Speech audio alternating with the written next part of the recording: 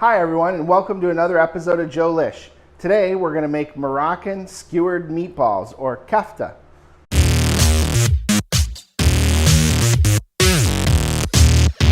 I have 1/2 cup of chopped parsley. I'm going to add it to this bowl. I have 1/2 cup of chopped cilantro. I have about 2 tablespoons of mint. I have 1.5 tablespoons of regular paprika. I have 1 tablespoon of salt. 1.5 teaspoons of ground cumin. 1.5 teaspoons of ground cinnamon. And about 1/8 of a teaspoon of nutmeg, freshly ground nutmeg, just a little dash of that. I also have 1/2 of an onion grated. We're going to go ahead and add about 1/2 of that. This is a red onion that's been grated really fine. And the reason we're only adding 1/2 is we don't want to make the mixture too wet. We may not use all that, but just depends on how wet the onions are. So go ahead and give that a good mix in there to incorporate everything. And then I have 1 pound of ground lamb and 1 pound of ground beef. And we're going to go ahead and mix that in there. Now we get to use our hands.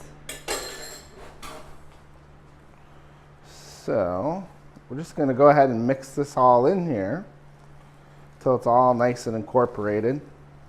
Wow, it's actually smelling really good already with all those spices and aromatics in here. We'll just keep mixing it up till we're really well incorporated.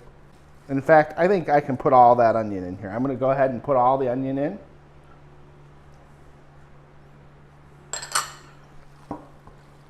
Really just a judgment call depending on how wet your onion is. You don't want to make it too wet because otherwise you won't be able to fit it onto the skewer and it won't stay onto the skewer. We're just about mixed here. Looks like our kefta is pretty well incorporated. I have some skewers that I've soaked in water, bamboo skewers. I soak these in a Ziploc plastic bag. And you soak them so that they don't burn on the grill. If you're using metal skewers, you don't need to soak those, of course. But then you just want to take some of this kefta mixture and then go ahead and form it into an oblong sort of ball, almost like a sausage, really, right? And then you can go ahead and skewer it around your stick here. And this is a little Japanese trick I learned. I like to use 2 skewers. And what that does is it prevents the meat from twisting around the skewer as you flip it or cook it.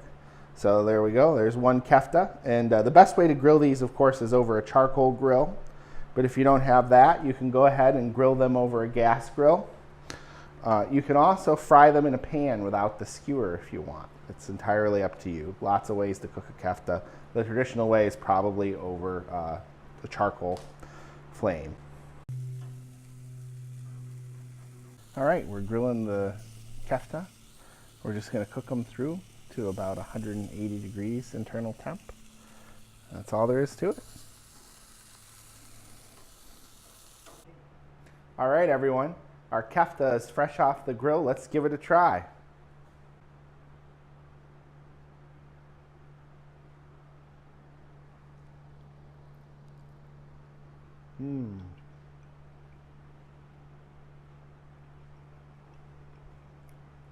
That's phenomenal.